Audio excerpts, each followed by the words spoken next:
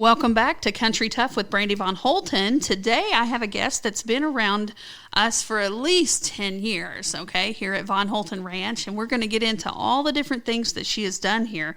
But her name is Diana Thebo Markworth.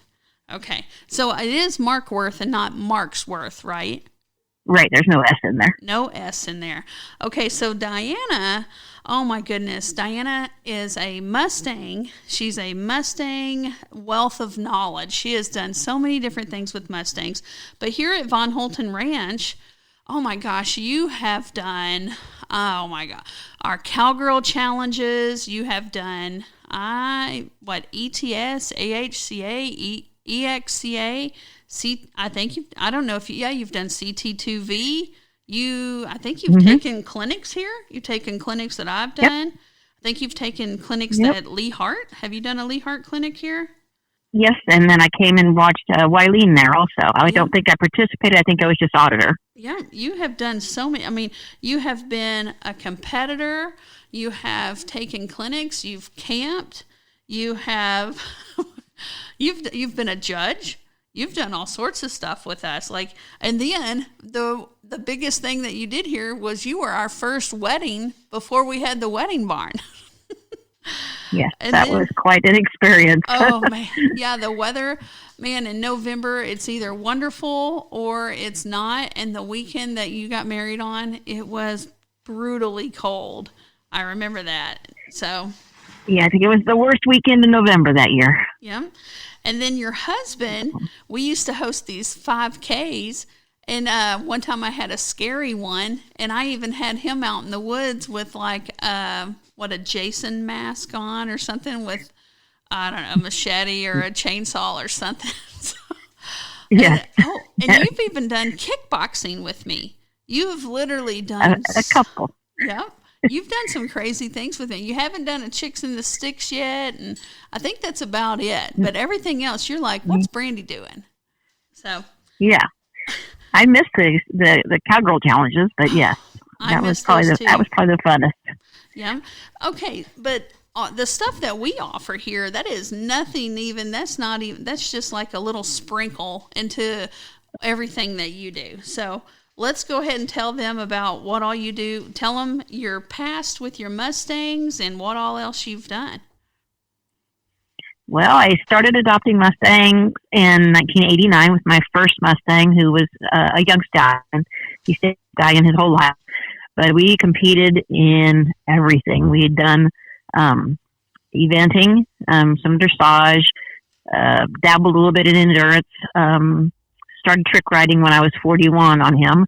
He was 14 at the time.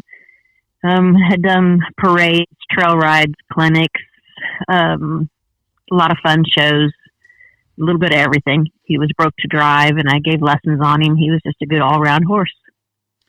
So that was your first experience. With that kind of experience, I see why you love the Mustangs, because that's some big horseshoes to fill for another horse. Mm-hmm. Yeah. So how many Mustangs have you adopted now, or what do you have right now?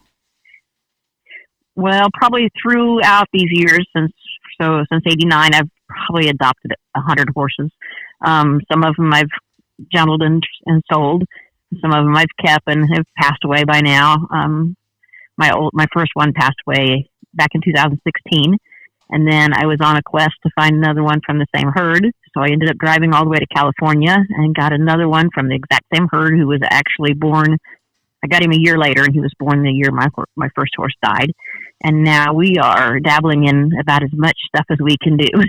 So he's done obstacle clinics, jumping clinic, a dressage clinic, an endurance. He's done some endurance rides, some 25 milers, which are considered, I guess, limited distance rides.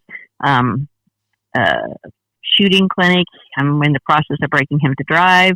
We've done some obstacles, done the CT2V at your place. Just recently did a working equitation intro show in Kansas. And I think we're just going to keep on trying new stuff until I find something that he's really good at and that we both like. So what's your draw to the Mustang? They're hardy. They're very smart. through the years, I've had as many as 70 horses at a time here at my place. I've got close to 100 acres access to, and very rarely did I ever have injury with the Mustangs. Most all of them have always been Mustangs that have been here, and most injuries were not Mustangs. They just they're smart, they're self-preservation, so it makes them economical to have. They're easy keepers. They got extremely hard feet. You don't have a lot of the inherited genetic things that come up with a lot of breeds. Just once you get them gentled and you're bonded with them, they will do anything for you. So have you ever had one that was a hard nut to crack, that you were that exceeded what you were able to do? Oh yeah, I have. And I've offered them to other people. David Alexander got a horse from me. He's a local trainer. He had asked was looking for a Mustang that he could start to show people his training methods and stuff. And I told him I have one that I haven't been able to crack, and if you're interested in him, you can have him. Yep. And he eventually got him broke to ride. So if they're out of my ability, I'm not afraid to pass them on to somebody else if I can find them a good home, and if not, I've had several older ones that have died here, yep, still untrained. So, well, my first mule, Jojo, he made me have a lot of confidence. So then I thought, okay, well, I can train mules. The second mule I got was Bricklin. It was a mule named Bricklin. And Bricklin, I think I paid like $900 for her. And then it took me 28 days to be able to put my hands on her in a round pen, and she even had a halter on. And then it took me 6 months to be able to catch her out in the pasture. And then I spent 2 months of training on her with one of our Amish trainers. And then I sold that mule for $200, and I've never been so happy, because he says that, sometimes there's good mules that get bad training, and sometimes there's bad mules that get good training. And he says that he thinks she was a good mule, but she had a really white spot on her back where something must have just dug into her. And he said that she's wonderful, but then she would just break loose. And if you could ride it for about 8 seconds, then you'd be okay. But he's like, you better be ready. So he sold her to, she needed one rider, didn't need a whole bunch of different riders, and needed somebody that was pretty handsy. And he thought that it would take probably a year, if not more, to get that out of her. And then you would have a good mule. And I'm like, oh, please help me place this thing. And I had overextended my abilities massively, like to the extreme estimated my abilities. So, it's right. A humble sandwich, and it's hard. Boy, you don't want to give up, and you feel like you just need to go forward more. But boy, I've had some humble sandwiches before, and then it reminds me of how much I need to appreciate the easy ones. For sure. Right. And I've had some very easy Mustangs, and I've had some that are tougher. And generally, the old saying is the harder they are to start at the beginning, the better horse they're going to be if you follow through with them. Right. And I've had some that were pretty tough, and they turned out to be awesome horses, and it just took a while. So how does... Some of them they're just like people. They got different personalities. So, yeah. If somebody wanted to get into Mustangs, so, I see a lot of very novice people that have never had a horse before, and they're like, oh, I want to adopt a Mustang. And I'm just like, ooh, I think you need to get one into a tip program, and then maybe take some lessons and go from there. But you've done the tip program before. Can you tell people about that program? Yeah, I've been part of the tip program probably for going on 15 or 20 years now. However, whenever they started, I can't even remember when they started it. But the trainer, a tip-approved trainer, which is through the Mustang Heritage Foundation. It's a cooperative effort between the BLM and the Mustang Heritage Foundation to help place horses and into homes with people that may not have as much experience, but the horse gets some training with the tip trainer. So the tip trainer would go pick up a Mustang that's wild, take it to their place, do the training on it, and once it's gentled and it passes the 5 requirements, which is catch, halter, lead, load in a trailer, and pick up their feet, then they start searching for an adopter. and the adopter does the paperwork and adopts the horse, pays the Bureau of Land Management the $125, and then they get the horse.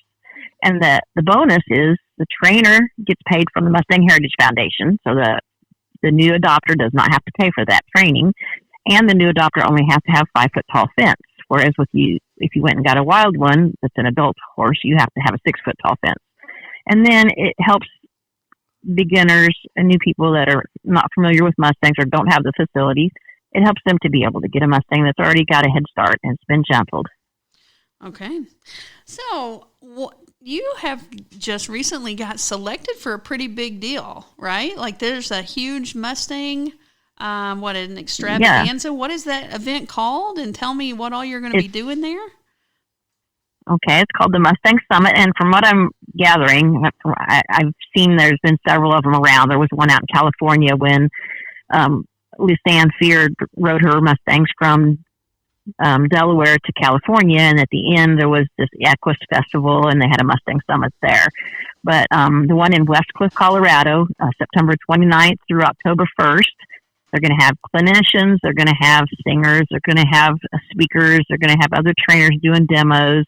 All kinds of things geared just all about the Mustangs. You know, I think there's going to be a little bit of a movie premiere or something that they're doing. There's just a lot of stuff going on. It's all Mustang people, Mustang trainers, people that support the Mustangs. They're going to, like what I'm going to do, I have a 1-hour demo each day, Friday, Saturday, and Sunday at 10 a.m. in the morning. And my focus is going to be showing the versatility of the Mustangs. And so I'm going to do some different stuff with my horses. I'm going to have 2 of them there. My youngest granddaughter and my daughter are going to be there with me. And we'll just show people some of the things they can do and then have a booth and a stall where the horses will be that people can come and visit with us afterwards. What's the dates on that event? Okay, so that was September 29th through October 1st. Okay. So what are some things that you're going to showcase? Well, since Cruiser right now is in the process of being broke to drive, I'm planning on driving him a little bit, maybe doing a little driving course, set up some obstacles, some jumps, possibly do some little like dressage type maneuvers and stuff, just showing people that they can learn and do just as good at different disciplines as any other horse. There's lots of Mustangs in upper level competitions, all different kinds of disciplines. You can usually find a Mustang there doing it. You know, with me, I have quarter horses and then I have mules. And I get so many times that people, they're like, I didn't know you could ride a mule. I thought they were just pack animals. So, like, you know, the barriers of the Mustang is a lot of times the barriers of a mule as well, if people just don't know that they can do everything that they can do. So. Right. Well, I've been showing the Mustang since like 91 when I first started showing Cody. And back then, you never saw Mustangs at any kind of events, especially upper level stuff. And now there are Mustangs doing upper level dressage, eventing. Just recently won pretty good honors at a reining horse competition. Well, and then here, let's talk about something else that you do. Are you still transporting? Not so much. Too many miles on my vehicle, and I have a lot of things I want to do for myself and my horses. So especially with this Mustang Summitt coming up, I've really cut back on how much I was transporting so I could spend more time driving for myself, going to clinics and competitions and stuff. Okay. If somebody wanted to get in touch with you, then how could they do that? Are you training horses? Do you have horses for sale? Like, what all do you have to offer people right now? A couple times a year, I pick up tip training horses. I've got one in now that's already spoken for. And then occasionally, if I can transport while I'm going to a competition or already on a trip for myself, I can haul horse. I'll usually advertise on Facebook that I have, room in the trailer. But you can always reach me through my Facebook page, which is Diana Thebo Markworth. Okay. All right. Well, hey, thank you very much for joining me on Country Tough with Brandy Von Holten.